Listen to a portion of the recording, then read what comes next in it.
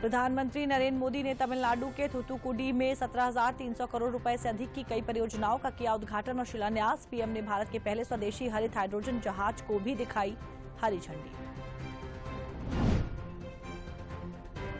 प्रधानमंत्री नरेंद्र मोदी आज महाराष्ट्र दौरे पर। किसान सम्मान निधि योजना की 16वीं किस्त किसानों के खाते में करेंगे जारी। 9 करोड़ से ज्यादा किसानों के खाते में आएगी 2-2 हजार रुपए की किस्त।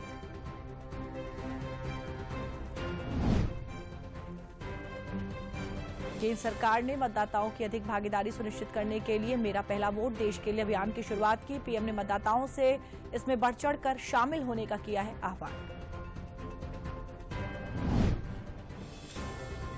राज्य चुनाव में बीजेपी ने 15 में से 10 सीटों पर दर्ज की जीत। यूपी में बीजेपी को 8 और सपा को 2 सीटों पर मिली जीत। हिमाचल में एकमात्र सीट बीजेपी को मिली। कर्नाटक में बीजेपी ने 1 तो कांग्रेस ने 3 सीटों पर दर्ज की जीत। मुख्यमंत्री योगी आदित्यनाथ ने लखनऊ के लोक भवन में उत्तर प्रदेश पुलिस अवस्थापना सुविधाओं के सुदृढ़ीकरण हेतु निर्माण कार्यों के लोकार्पण, शिलान्यास तथा विभिन्न जनपदों में थानों व साइबर सेल का किया शुभारंभ। मुख्यमंत्री योगी आदित्यनाथ ने कहा, प्रदेश की कानून व्यवस्था में बड़ा परिवर्तन आया है, जिससे कि प्रदेश की छवि बदली है। पहले यूपी के लोगों के सामने पहचान का संकट था। बाहर जाने पर प्रदेश के लोगों को सम्मान की नजरों से देखा जाता है। बसपा नेता शाह आलम उर्फ गुड्डू जमाली आज सपा में शामिल हो गए। उन्होंने कहा, मैंने किसी लोभ लालच में फैसला नहीं लिया, पूरी शिद्दत से पीडीए को मजबूत करने का काम करेंगे।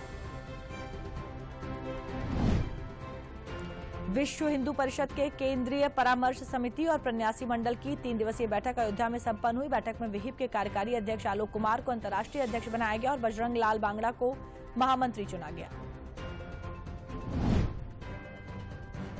लोकसभा चुनाव के लिए आपने दिल्ली की 4 लोकसभा सीट और हरियाणा की 1 लोकसभा सीट पर प्रत्याशियों की घोषणा कर दी। गठबंधन के तहत आप 4 और कांग्रेस 3 सीटों पर लड़ेगी चुनाव।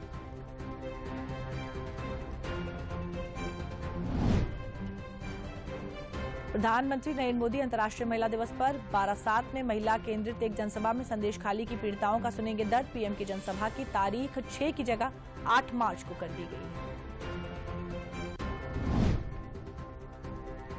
2024 लोकसभा चुनाव की घोषणा से पहले सीएए का नोटिफिकेशन जल्द हो सकता है जारी। इसके बाद पाकिस्तान, बांग्लादेश, अफगानिस्तान से आए गैर मुस्लिम शरणार्थियों को मिल पाएगी नागरिकता।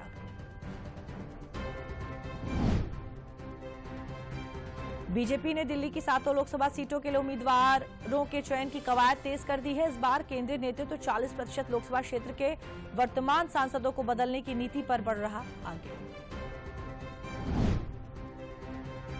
केंद्र सरकार ने जम्मू कश्मीर के प्रतिबंधित संगठन जमाते इस्लामी पर लगे बैन को 5 साल के लिए बढ़ा दिया। गृहमंत्री ने एक्स पर पोस्ट करते हुए कहा कि देश को खतरा बने व्यक्ति के खिलाफ की जाएगी कड़ी कार्रवाई।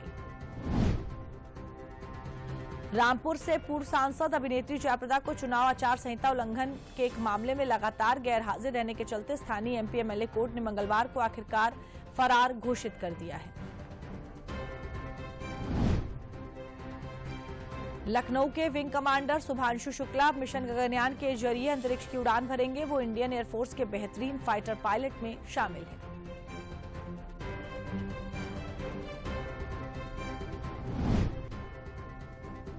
सहारनपुर रेलवे स्टेशन से अयोध्या के लिए 1500 श्रद्धालु को लेकर रवाना हुई पहली आस्था स्पेशल ट्रेन। श्रद्धालु यात्रियों को चंदन का टीका और माला पहनाकर किया गया स्वागत।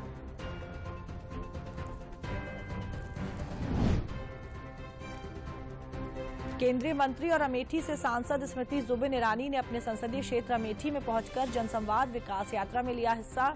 विकास कार्यों का किया निरीक्षण। बरेली जनपद के मुस्लिम बहुल क्षेत्रों में अल्पसंख्यक समुदाय के लोगों ने लगाए शुक्रिया मोदी भाईजान के उर्दू में लिखे पोस्टर। कौमी चौपाल यात्रा निकालकर लोगों को किया जागृत। मुख्यमंत्री योगी आदित्यनाथ द्वारा प्रदेश में उद्योगों को बढ़ावा दिए जाने से अलीगढ़ के उद्योगपति हैं उत्साहित। उद्योगपतियों ने कहा कि उद्योगों के विकास से बढ़ेंगे रोजगार के अवसर।